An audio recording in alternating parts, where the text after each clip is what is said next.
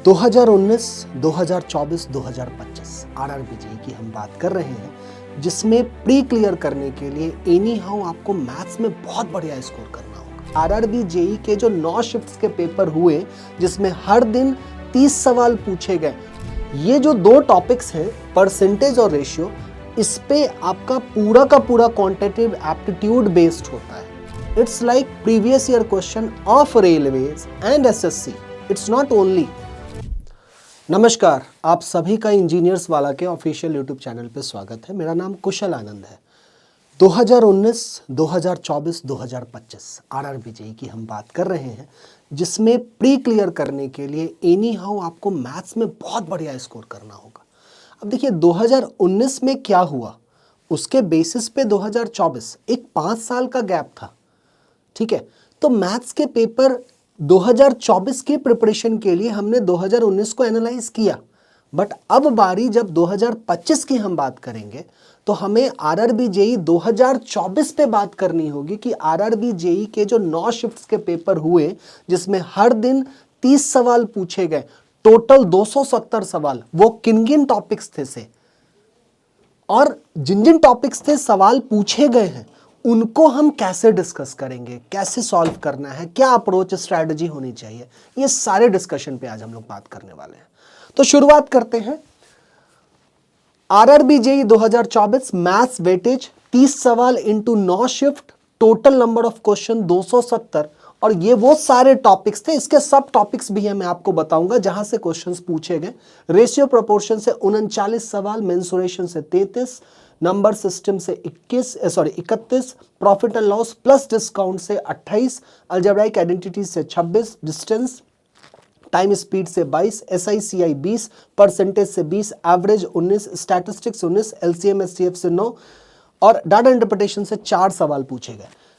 So this is the weightage. अब यहां से आप समझ सकते हैं कि किस स्ट्रैटेजी से आपको तैयारी शुरू करनी चाहिए। ओके, मैं आपको कुछ ऐसे पॉइंटर्स भी बताऊंगा जिसके बेसिस पे आप, क्योंकि देखो ये अरिथमेटिक और एडवांस दोनों का पार्ट है। अब एडवांस में आपको ट्रिगो, अलजेब्रा, ये सारी चीजें मिलती हैं, और अरिथमेटिक में वो चीजें मिलती हैं जिसका इस्तेमाल हम लोग डे टू डे लाइफ में करते हैं। तो अगर हम सम अप करना शुरू करें तो देखिए नंबर सिस्टम का पार्ट जो है वो LCM HCF है, ठीक है। ये आपका एडवांस मैथ्स हो गया, ये भी आपका एडवांस मैथ्स हो गया, बाकी सारे अरिथमेटिकल पार्ट है। तो इसको कैटर करने का जो तरीका है, देखिए हम पहले एप्टीट्यूड की बात करते हैं। 2 ऐसे चैप्टर्स हैं जिनको आप स्किप नहीं कर सकते हैं। पहला है परसेंटेज और दूसरा है रेशियो। मैं ऐसा क्यों कह रहा हूं, मैं इसलिए ऐसा नहीं कह रहा हूं कि परसेंटेज से 20 सवाल आए हैं, रेशियो प्रोपोर्शन से, हम रेशियो की मैं बात कर रहा हूं, रेशियो एंड प्रोपोर्शन से 39 सवाल थे, रेशियो पे बेस्ड में भी 20 से 25 सवाल होंगे। ये जो 2 टॉपिक्स हैं परसेंटेज और रेशियो, इस पे आपका पूरा का पूरा क्वांटिटेटिव एप्टीट्यूड बेस्ड होता है। इसका एप्लीकेशन आप टाइम एंड वर्क में करते हैं, पाइपन सिस्टम में करते हैं, डिस्काउंट में करते हैं, SICI में करते हैं, हर जगह हम इसका यूज कर रहे होते हैं, स्पीड टाइम डिस्टेंस हर जगह यूज कर रहे होते हैं। सो फॉर बिगनर्स क्या कर सकते हैं, देखो जो प्रो है वो आप प्रैक्टिस करते रहिए, SSC के क्वेश्चंस बनाइए, रेलवेज के क्वेश्चंस बनाइए, आपका काम हो जाएगा। बट बिगनर्स क्या कर सकते हैं, they can start with any YT class. कोई भी, मैं ही नहीं कह रहा हूं कि आपको मेरी क्लास ही देखनी आवश्यक है, ऐसा कुछ भी नहीं है। आप कोई भी यूट्यूब पे बस सर्च कर लीजिए, ये सारे टॉपिक्स हैं, आप बस सर्च कर लीजिए कि रेशियो एंड प्रोपोर्शन। अब आपको क्लासेस मिलेंगी, 15-20 अलग अलग टीचर्स की क्लासेस हैं। आप किसी को पिक कीजिए, क्या पता पहले टीचर से आपकी तालमेल बन जाए, आपका काम होना शुरू हो जाए। ऐसा भी हो सकता है पहले से ना बन पाए, तीसरे पे तालमेल बन पाए। Why am asking you to do this experiment, reason being कि फिर आपकी जब समीकरण बैठ जाएगा ना उस टीचर से, उनके पढ़ाने के तरीके से, आपका काम बनने लगेगा। और 2025 के जो मैथ्स के क्वेश्चंस होंगे वो डेफिनेटली इन सारी बातों पे ही बेस्ड होंगे, डेफिनेटली इन सारी बातों पे ही बेस्ड होंगे। तो आपका काम क्या है कि मेजर पार्ट जो आपको दिमाग में रखना है कि आपका सबसे बढ़िया परफेक्शन जो होना चाहिए वो रेशियो और परसेंटेज पे होना चाहिए। और इसके बाद एप्टीट्यूड का हिस्सा आप एक एक करके टॉपिक करना शुरू कर दीजिए। वो आपको प्रॉपर प्लेलिस्ट मिल जाएगा, बुक की रेफरेंस की बात करें तो एज सच कोई नई किताब खरीदने की आवश्यकता नहीं है, कोई स्पेसिफिक किताब नहीं। अगेन मैं फिर किसी भी किताब का नाम नहीं लूंगा। It's like previous year question of railways and SSC. It's not only, जो सोर्स होना चाहिए वो PYQ of RRB, railway and SSC, इसको मत भूलिए। मैं ऐसा इसलिए कह रहा हूं क्योंकि ये जो 270 सवाल आपको दिख रहे हैं ना, इसमें से कम 150 से 170 180 तक सवाल वैसे ही हूबहू एसएससी के विभिन्न परीक्षाओं में पूछे गए हैं। एसएससी जो 7 एग्जामिनेशन लेता है ना, एक स्टेनो में मैथ्स नहीं होता है, बाकी हर जगह मैथ्स, आरआरबी जेईई में मैथ्स नहीं होता है, तो 5 ऐसे एग्जाम हर साल लेता है जिसमें मैथ्स होता है। तो 25 सवाल तो मिनिमम है ही है। अब आप सोच लीजिए कितने क्वेश्चन है आपके प्रैक्टिस करने के लिए।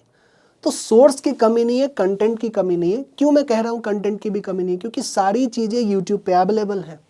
आपके पास प्रीवियस ईयर क्वेश्चन बैंक्स भी हैं, आप उससे रेफर करना शुरू कीजिए और एक एक करके टॉपिक सीखना शुरू कीजिए और उसको अप्लाई करना शुरू कीजिए। शुरुआत में बिल्कुल चिंता मत कीजिए कि हमें स्पीड चाहिए, हमसे क्वेश्चन ही नहीं बन रहा है। इसकी चिंता करना आपका काम नहीं है। वही वाली बात, गीता वाली बात, कर्म करो फल की चिंता मत करो। ये स्पीड जो है ना फल है।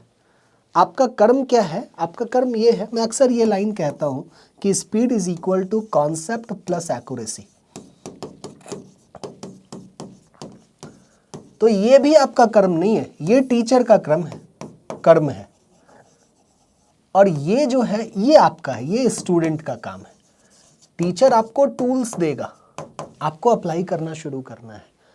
You have to start so that you get good accuracy and that will give you result। ये फल है, स्पीड फल है, तो अपने आप ये आउटपुट आना शुरू हो जाएगा।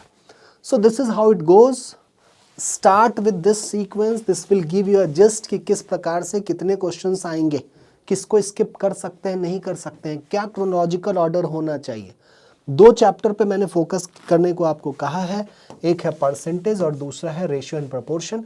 इस पे काम कीजिए और इस हिसाब से अपने आप को प्रिपेयर कीजिए। डेफिनेटली एनी हाउ जो 30 क्वेश्चन है उसमें से 25 तो होंगे ही होंगे। 2 से 3 सवाल हर साल कुछ नए प्रकार के देखने को मिल सकते हैं।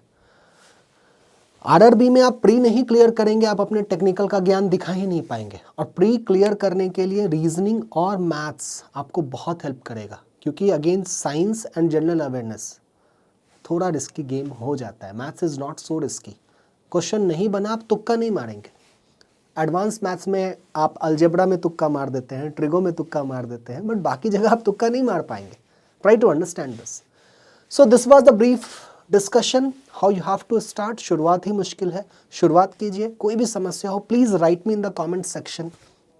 I will definitely answer your queries। That is all the very best। Stay blessed। Over and out।